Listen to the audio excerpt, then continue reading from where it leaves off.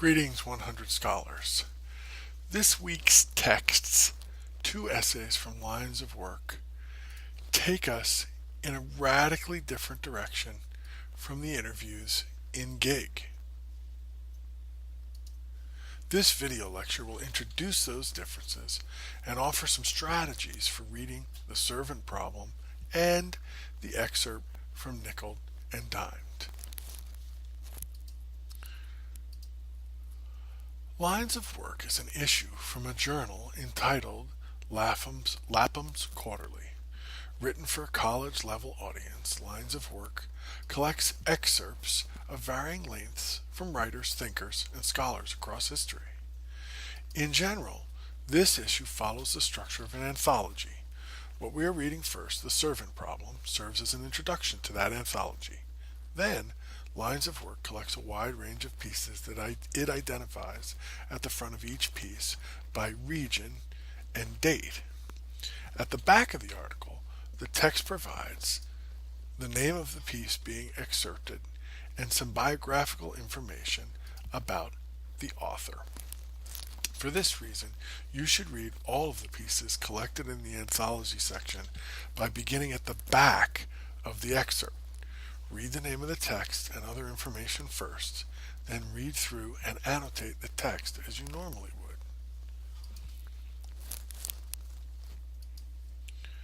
The Servant Problem introduces the entire collection by presenting some of the landmark ideas in the human discussion about work. You will find this essay has an elevated and complex vocabulary. So while Gig is written at about a 7th grade level, Lines of Work is written at a college level, or even at the level of a college graduate. You should expect to encounter words you do not understand and should not be embarrassed by that. In fact, I frequently have to look up words I find in issues of Lapham's Quarterly, so you should be prepared to do the same. Quiz questions asking you to identify definitions for difficult words in the text are fair game, so be ready for those in our next quiz. Take the time to use Google to help you find the meanings of words. You can tell Google to define a word by typing in the word define followed by the word you want to define, or you can just use a regular dictionary. The fun part about using Google is you get sites that can often give you more than just definitions, like Wikipedia entries or other historical sites. You'll also find that Lapham presents many different writers and fills his discussion with cultural allusions and references. Again, you will have to make the extra effort to look up the writer's terms, events, and concepts he presents. Don't expect yourself to recognize and know all of them. When I first read this piece, I didn't. I had to do some legwork, I had to do some groundwork, and some research. You're going to have to do the same. For us, this article is of interest because it presents many interesting and useful quotes about work from writers living in different times and cultures. You should annotate this article pretty aggressively because you'll almost certainly end up using one or more quotations, claims, questions, or ideas from Lapham in your paper. Think of this essay as a quote machine for paper number 1. When you move on to Ehrenreich's Nickel and Dimed, you will encounter a very different text. Begin by going to the end, page 134, and reading the box of information about the text and the author first. Then go back to the beginning of the piece on page 131 and begin reading and annotating.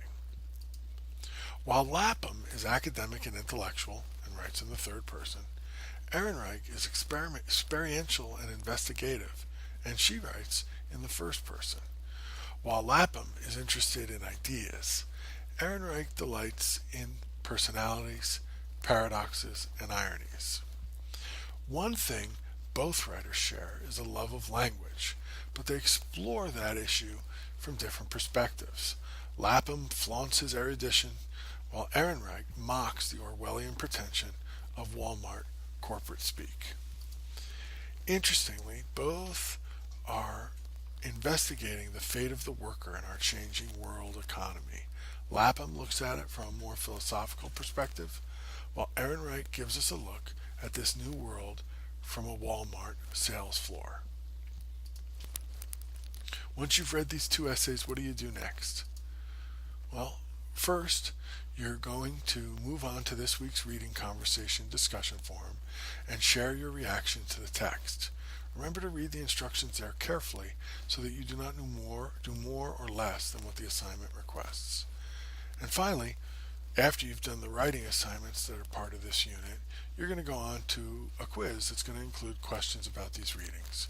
Remember to open up your lines of work so that you can quickly review your notes and find things in these two essays if you need to. Thanks a lot, and I'll see you out in Blackboard.